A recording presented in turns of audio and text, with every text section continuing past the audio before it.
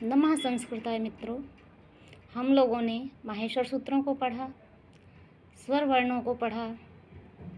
स्वर वर्ण 3 प्रकार के होते हैं, ह्रस्व, दीर्घ, प्लुत। ह्रस्व स्वर में उच्चारण में 1 मात्रा का समय लगता है, दीर्घ स्वर के उच्चारण में 2 मात्रा का और प्लुत स्वर के उच्चारण में 3 मात्रा का समय लगता है। इसके लिए एक श्लोक प्रसिद्ध है, एक मात्रो भवेत् ह्रस्वो द्विमात्रो दीर्घ उच्यते त्रिमात्रस्तु प्लुतो ज्ञेयो व्यंजनम चार्धमात्रिकम। अर्थात ह्रस्व 1 मात्रिक होता है, दीर्घ द्विमात्रिक, प्लुत त्रिमात्रिक और व्यंजन अर्धमात्रिक होता है। अर्थात व्यंजन के उच्चारण में आधी मात्रा का टाइम लगता है। व्यंजनों को हल भी कहते हैं और जिन वर्णों के उच्चारण में स्वर की सहायता लेनी पड़े उन्हें व्यंजन कहते हैं। अर्थात व्यंजनों का उच्चारण बिना स्वर की सहायता के नहीं किया जा सकता है। व्यंजन 4 प्रकार के माने गए हैं, स्पर्श, ऊष्म, अंतस्थ और संयुक्त। इनमें पहला है स्पर्श व्यंजन। स्पर्श व्यंजन वे कहलाते हैं जिन वर्णों के उच्चारण में मुख के विभिन्न भागों का स्पर्श होता है। इनकी संख्या 25 है। इन्हें 5 वर्गों में बांटा गया है, क वर्ग, च वर्ग, टा वर्ग, ता वर्ग और पा वर्ग। प्रत्येक में 5-5 वर्ण हैं। का वर्ग में का, ख, ग, घ, ङ। च वर्ग में च, छ, ज, झ, य। ट वर्ग में ट, ठ, ड, ढ और ण। ता वर्ग में त, थ, द, ध, न, ये 5 वर्ण।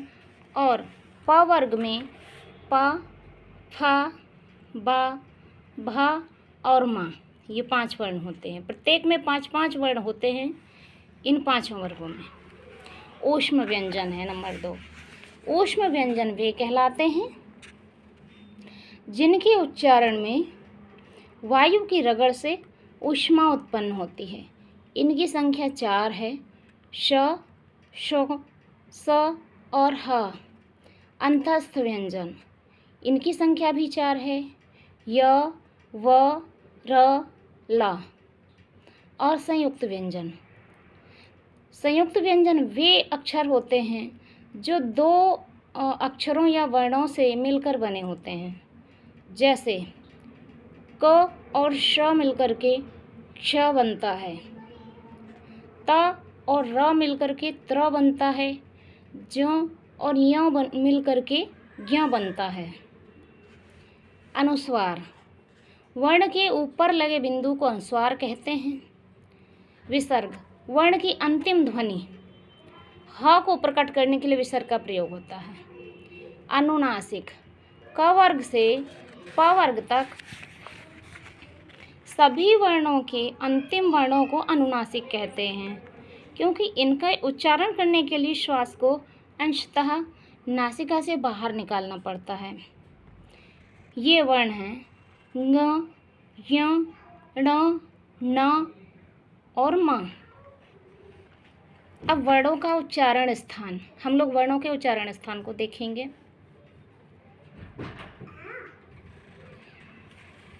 पहला है कंठ, दूसरा है तालु, तीसरा है मूर्धा, चौथा है दंत, 5वां है ओष्ठ, 6वां है नासिका, 7वां है कंठ तालु, 8वां है कंठ ओष्ठ और 9वां है दंत ओष्ठ। कुल मिलाकर उच्चारण स्थान 9 होते हैं। अब कंठ से इसका सूत्र है अकुह विसर्जनीय नाम कंठः। इसमें ह्रस्व अ और क वर्ग का तथा ह और विसर्ग का उच्चारण होता है। अ, क, ख, ग, घ, ङ, ह और विसर्ग। दूसरा है तालु, इसका सूत्र है इचुषा नाम तालु। इसमें ई, च, छ, जा, झ, य, या और श, ये सब वर्णों का उच्चारण स्थान तालु होता है। मूर्धा, इसका सूत्र है ऋटुषाणाम मूर्धा। इसमें री, ट, ठ, ड, ढ, ण, र और श, इन वर्णों का उच्चारण स्थान मूर्धा है। दंत, लिर तुलसा नाम दंतः। इसमें लिरी, ता, थ, द, ध, न, ल और सा, इनका उच्चारण स्थान दंत है। ओष्ठ, उपपदनीय नाम ओष्ठा।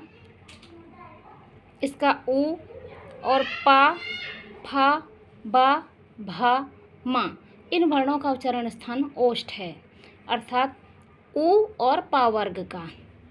नासिका, इसका सूत्र है यमंगणा नाम नासिका च। ञ, मा, ङ, ण और ना, इन वर्णों का उच्चारण स्थान नासिका है। कंठ तालु, ए दैतो कंठ तालु, अर्थात ए और ऐ का उच्चारण स्थान कंठ तालु है। कंठ और तालु मिलकर संयुक्त रूप से। इसी तरह ओ दौतो कंठोष्ठम, कंठ और ओष्ठ से ओ और औ का उच्चारण होता है। और वकारस्य दंतोष्ठम,